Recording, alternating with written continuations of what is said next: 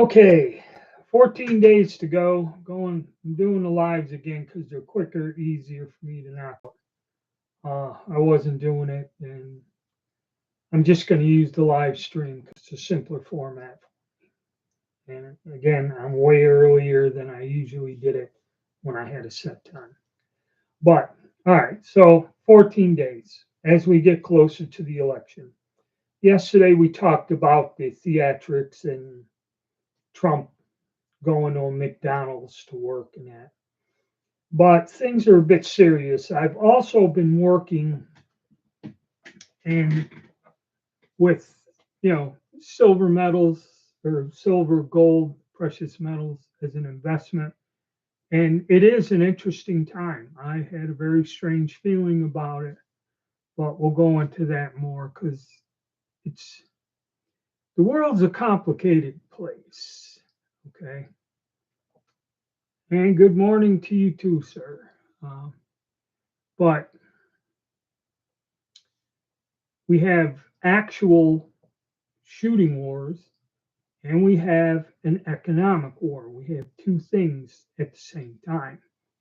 And it's kind of tied in to everything, global politics, the whole nine yards. All right. So, on a more serious note, I mean, yesterday it was Trump stopped, went to McDonald's, did all this stuff, made all the news. So, I'm looking at several things and in tracking uh, gold and silver prices. Silver's on a breakout, but more about that when we get into the economic war. But the big thing is we did have a strike against Yemen. We did that with our B2s, but historically, it ain't really no big deal because we have done under Trump, we went and dropped the mother of all bombs somewhere and hit ISIS, okay, and thwarted something there. And the U.S. regularly does have a strike or airstrike without the involvement of escalating war. I guess this strike was to hit the shipping, which we are escorting and guarding. We have ships out there. Commercial shipping was being attacked with drones or missiles, and I guess this strike was to destroy this area. But now the closer we get to the elections, the more it heats up. You had uh, Iran have a strike, the Israelis have a strike back, and now they're talking about more, and it's more missile barrages um, going down. But they're talking about, of course, the Israelis got to start. Well, we have nuclear capabilities. Iran supposedly doesn't, but does, or what, or whatever they're threatening to strike nuclear facilities. Is this a power plant, or is this storage of nuclear weapons, or what? But it doesn't matter because if you bomb a power plant, a place where there's a reactor, if you attack one of these buildings, or we've seen what happened in Japan when the tsunami damaged the plant, okay, which tsunami, conventional bomb, missile, okay, same effect. Okay, you damage the infrastructure of this complex facility, which is cooling a nuclear reactor, which is basically boiling water. The heat from the fusion runs the plant.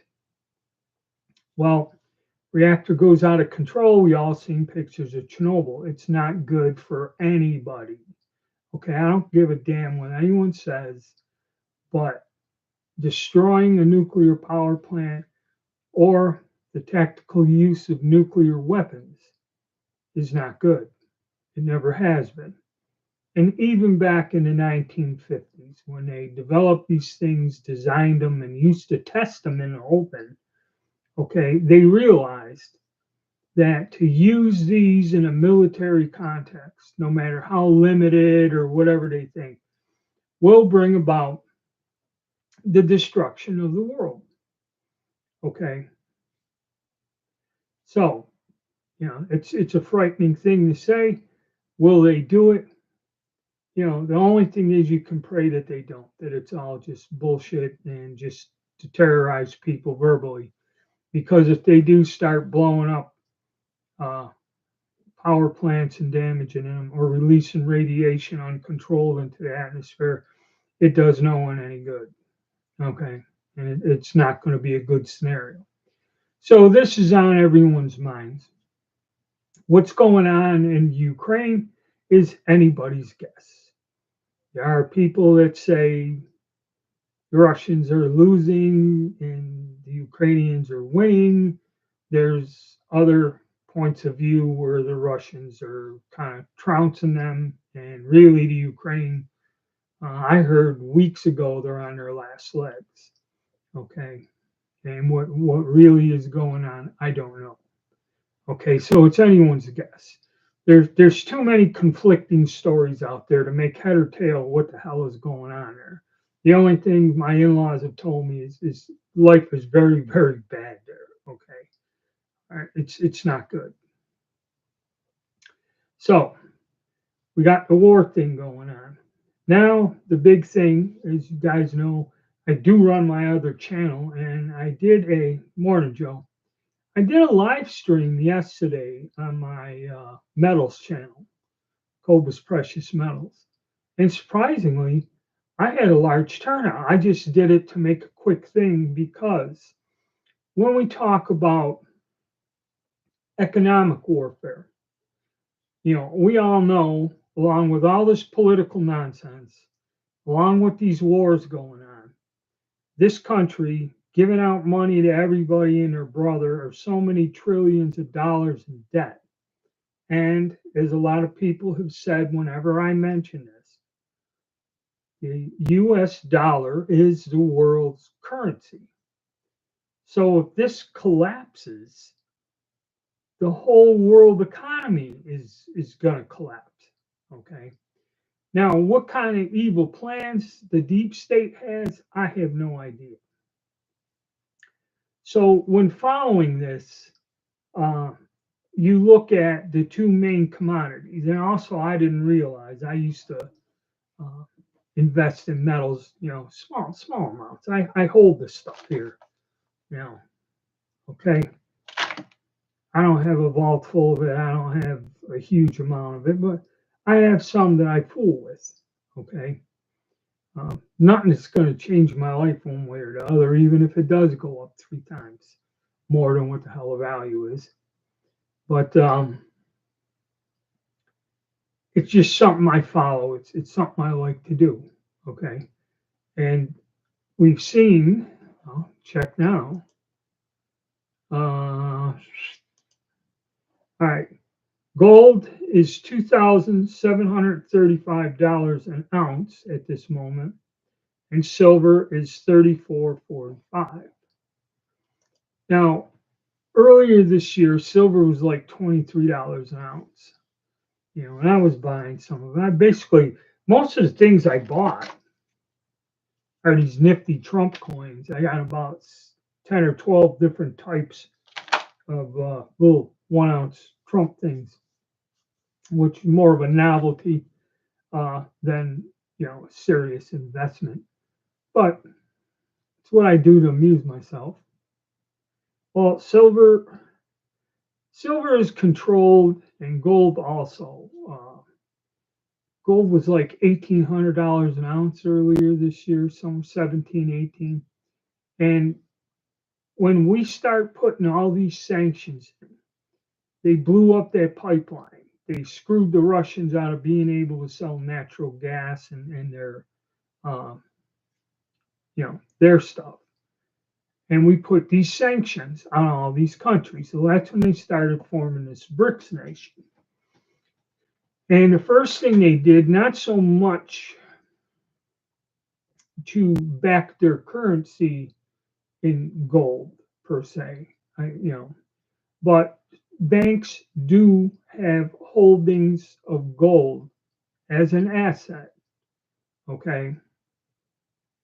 More or less to say that the country or the bank of that country has an asset and has some value to it, which is not, like paper money don't mean shit, okay?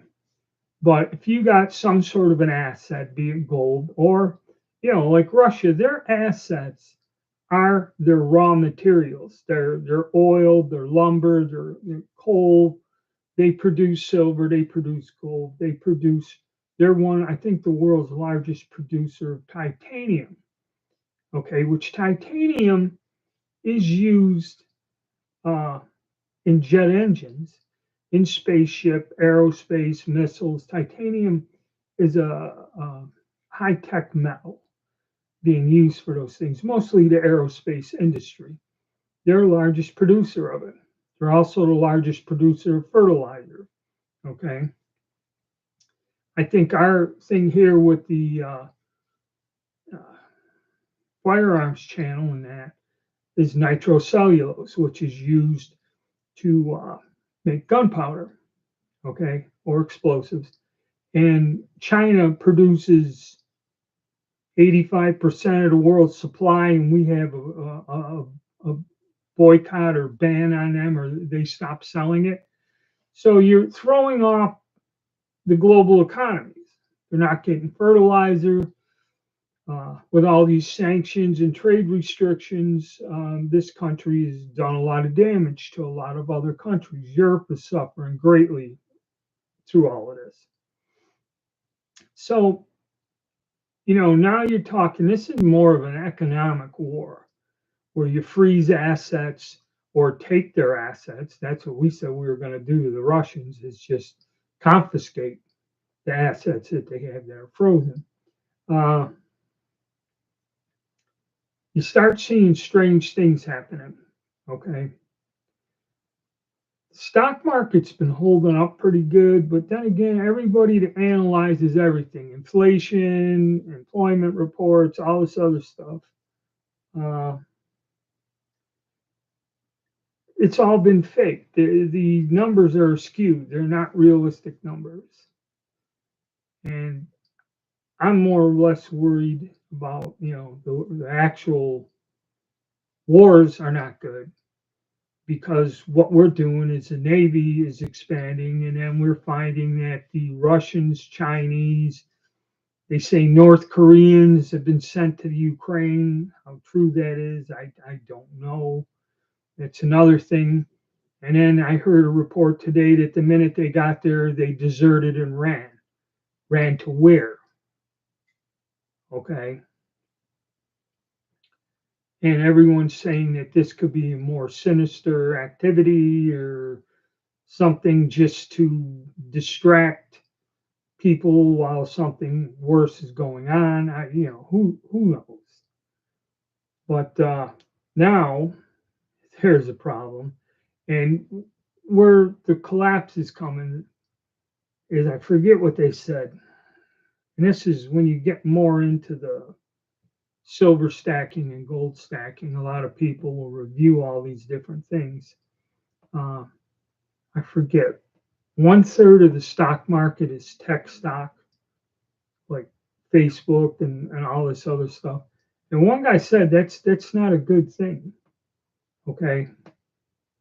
Because all those stocks are really based on nothing solid. It's not, Facebook does not produce a tangible item like a car or houses or, anything, durable goods, washing machines, refrigerators. This is what should be driving the stock market, not this just, you know, social media websites or software. Okay. There's nothing tangible here. Uh, this leaves the door open for a collapse. Now, like I said, going back to these banks and BRICS, they're trying to break away from the US dollar. Now, this has happened in the past. Around 2008, Germany decided they were going to break away from the US dollar, and that's back around 2000 in the late 90s, is when the European Union come out with the euro, a new currency. And this was going to be the currency used throughout all Europe. Okay. So when you go to Europe, no matter what country you go to, you know, Germany, France, Italy, Spain, the Netherlands, when you go there, you use euros, and euros are universal. You know, the lira and all these other things are gone. Now, there are still some countries that are in the European Union. I know Poland still uses the zloty, and I think Romania still uses the leu, whatever their money is. And then England broke away from it and went back to the pound. Okay. England didn't want to go with it. And when this happened, there was a controversy. You could actually make money by depositing your money in a bank in Europe. I knew some people that still go there that, you know, they emigrated from these countries, and they would take their US dollars, turn it into euros. And euros, when it started off, were less than $1, then like went up to $1.30, okay, per unit, which I think it's still a little higher. Let me see. All right, so in dollars, silver is 34.43, and in euros, it is 31.84. So yes, the euro is valued more than $1. Okay, so there's a way you can play the markets that way. Okay, Gaddafi's going away. Yeah, I'm struggling to drink coffee anymore. I really upset my stomach.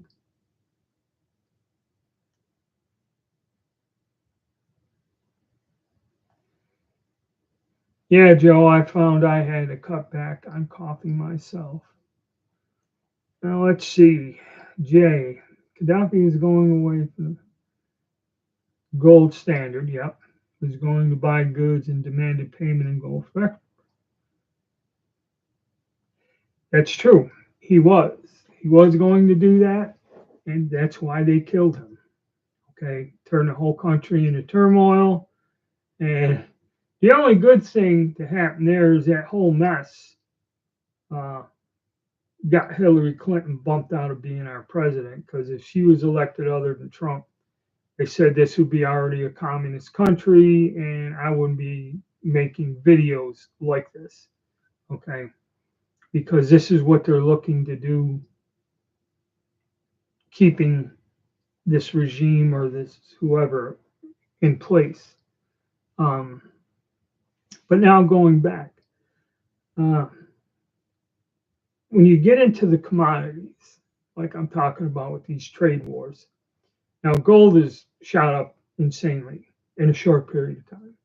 And that's because BRICS, breaking away, is buying up the gold to strengthen the central bank of mainly Russia, China, and India.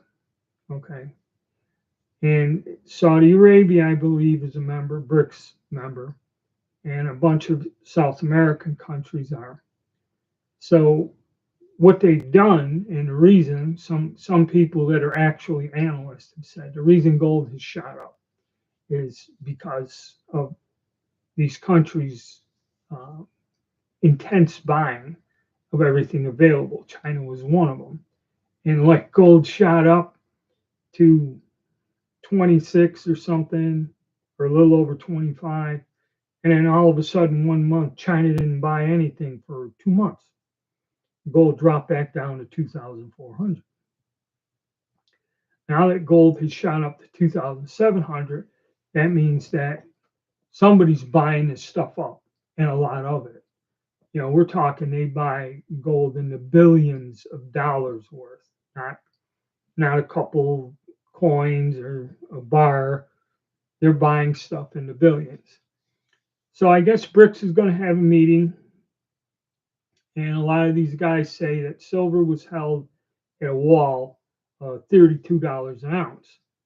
And last Friday, which is usually, they said Friday's the day they manipulate the markets, silver went up to $34 an ounce. Okay, and silver is all the way up to 33. A couple years ago was 16, 17. Yeah, and now they said they artificially hold it at the wall of $32 an ounce. That's how they regulated or manipulated it. That it was bouncing around. It was bouncing around from 32 to $27, and it would like change in that area during the course of a week. So on one week, Monday, it's 27, and next week it's 29, 30, and then next week it's 27 again, and it goes back and forth. Okay. But our economy is so weak and set up in a way, okay, like with these futures, they have these contracts for the silver, and how the Wall Street guys control it is by buying more contracts. And there's a short position, a long position, whatever, and speculating on the value. So what happens is, someone explained, for every dollar silver goes up, these banks and these 5 major banks lose billions of dollars for every dollar silver goes up. And one guy said if it went up at $3 like it did last Friday, it went from about 30 to $34 an ounce. It was like a $3 increase. These institutions lost a lot of money. The only choice that they have is, because this is a speculative purchase.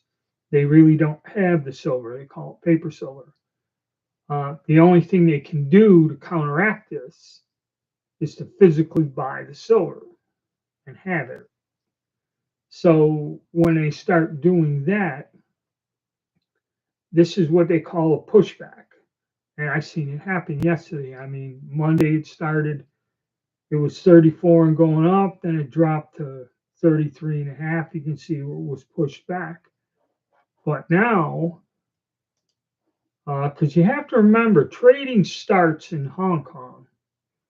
Now we're at 34.58. So whatever they pushed down yesterday, somebody must be buying a lot, putting orders in and purchasing the silver. It's going back. Okay. They tried to push it down $1, about $1 an ounce. Now it's back up again, and we'll see where it goes till the end of the week. This is when Russia announced that it also will be buying silver and holding it as a reserve for liquidity or as an asset. In other words, and see, the funny thing about silver, it's actually consumed. It's used in the manufacturing of many products. Okay. It has an industrial use. But when you start buying huge amounts to put in a vault and use it as a financial asset, not as a commercial material, okay, this is where they spotted the weakness and the market manipulation. So not only are they putting gold away, they're putting silver away as a financial asset. They're not going to make their money out of silver, but it's just they're using it as, when someone goes, well, what's your worth?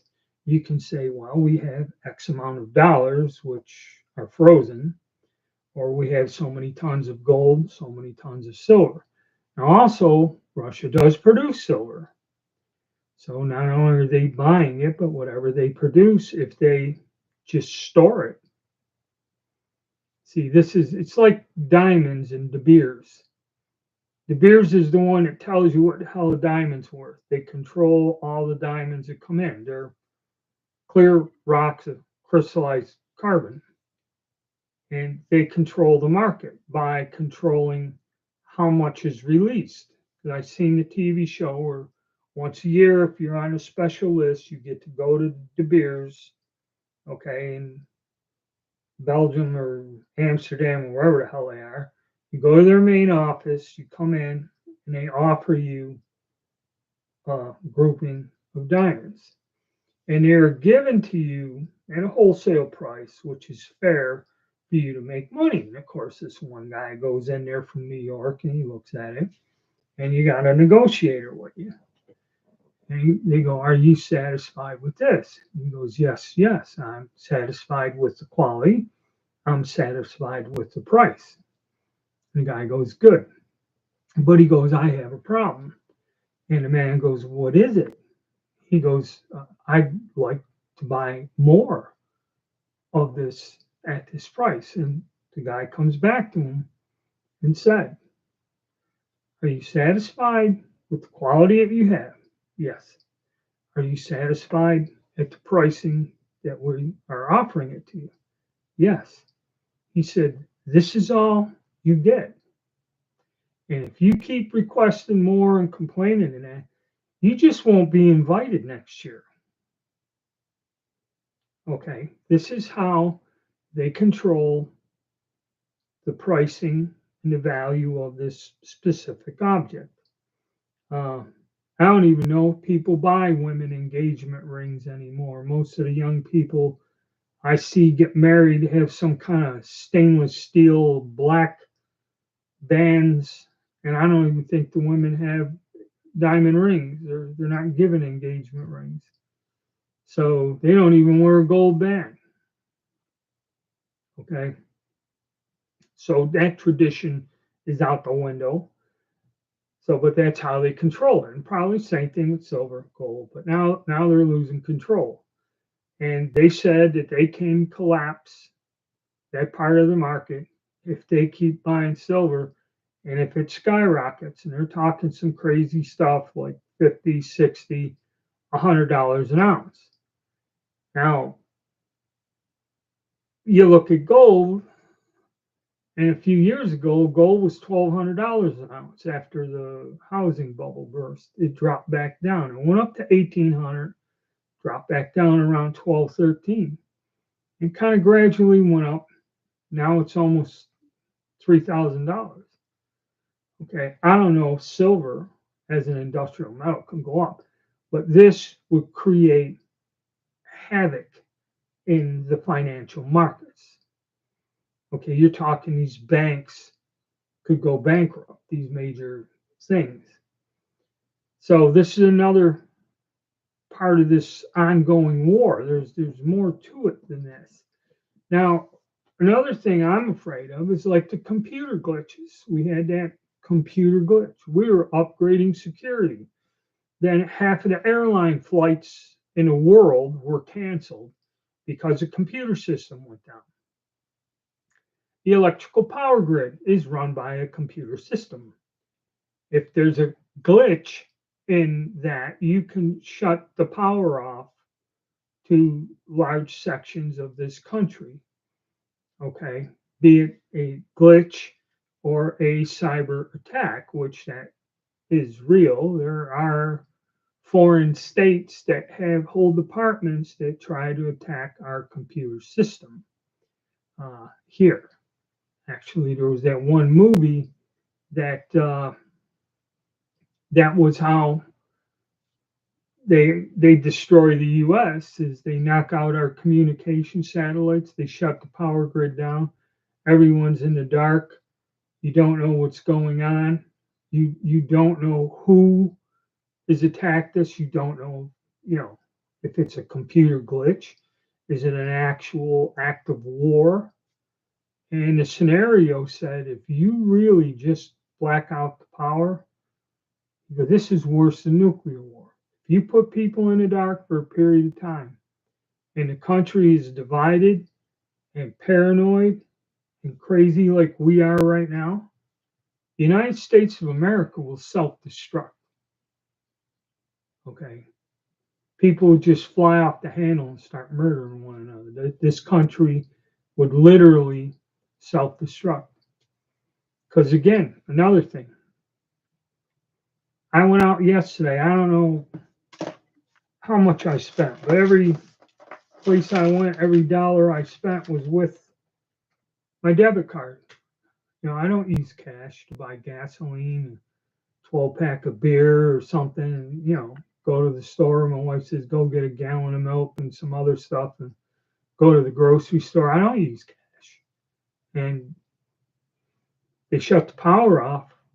Your debit card, no matter what you have in the bank, is useless when you can't access it. You know, somebody said, usually cash a couple weeks or a month's worth of expenses because we spend X amount on gas because my wife drives to work. We spend X amount on food, but she's got a bunch of stuff stored up, freeze dried stuff or stuff in the freezer. Okay, to where really you could, just the two of us, you can get by. But one guy goes to have a year's worth of expenses in cash on hand. That's a little too much, a little excessive. That's because that's a lot of money. You look at what your grocery bill, what you pay for gas, your mortgage, and all this other stuff. You know, a year's worth of expenses is an awful lot of money. You know. Let's see what we got here. Silver all the way up to the Ohio here. I invested in 5.54 by 39. 2000. Yeah, it's true. That stuff was so plentiful and so cheap back then. I think I bought 3 tins of it. One I kind of used up, and one I sold at a flea market. That ammunition, that's where you could do the same thing with your guns and ammo.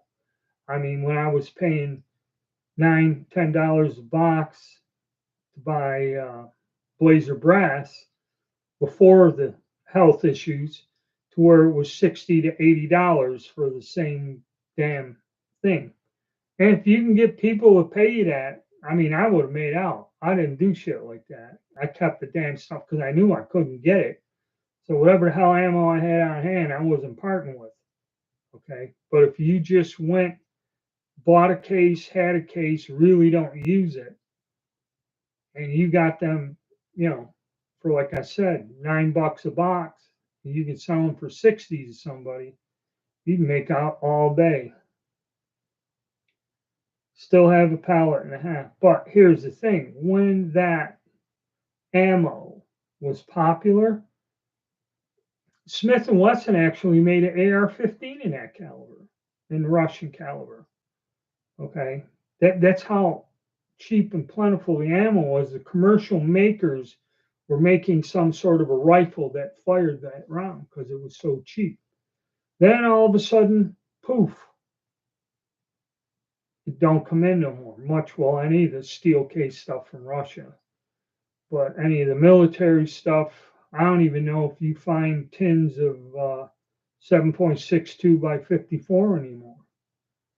I mean, those things used to be like $60 or $80 for 400 and some rounds. Now I guess I've seen them go for that 1 tin, go for almost $200 each.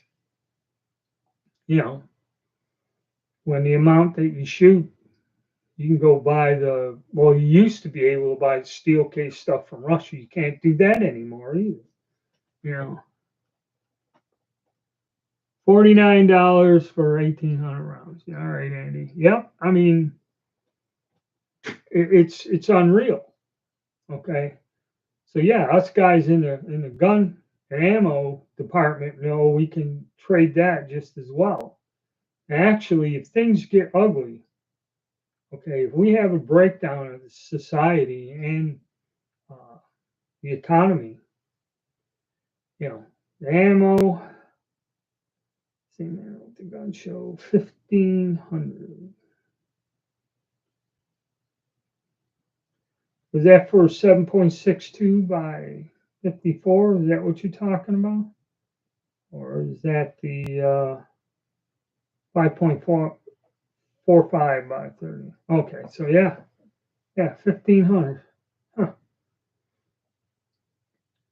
You know, and I think you can buy, PPU sells you 7.62 by 54. It ain't that expensive for 20 rounds.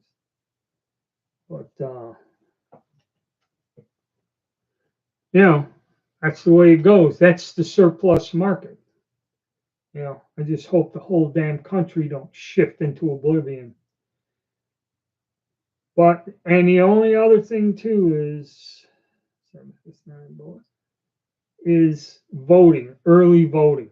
Early voting has set records. All the states that do it, the only three that I know of is here in North Carolina, South Carolina, and Georgia. We started last week. Georgia, I think, started on the 15th of October. We started on the 17th. I am not sure when South Carolina did it. But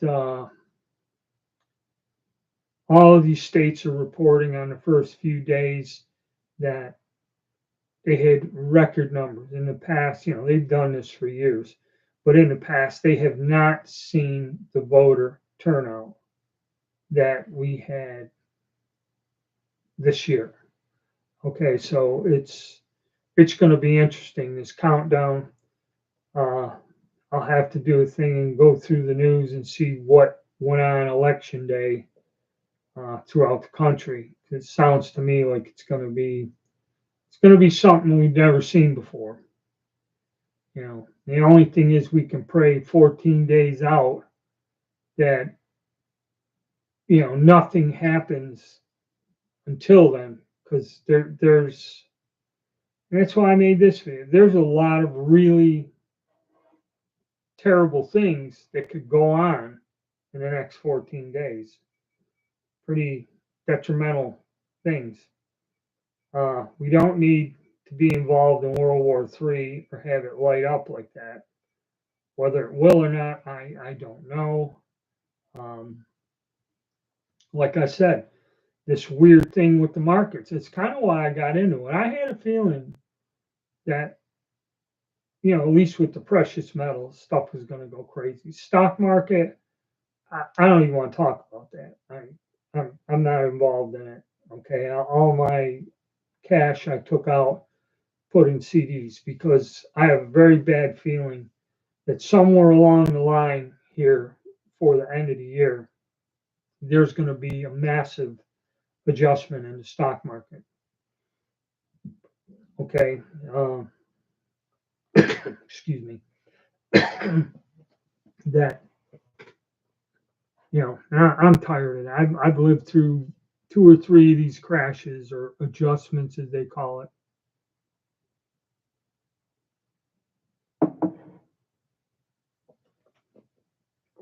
Okay, so Ohio's got early voting. They have a record turnout of people like they have never seen before. And right now the stock markets are all kind of down. Let me see. All right, silver's holding tight. So yeah, that's what we got going here today, guys. It had a good turnout, 22 people. It was a tad bit early.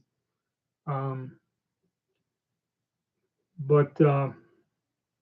I've been tied up. I got a whole pile of things to do.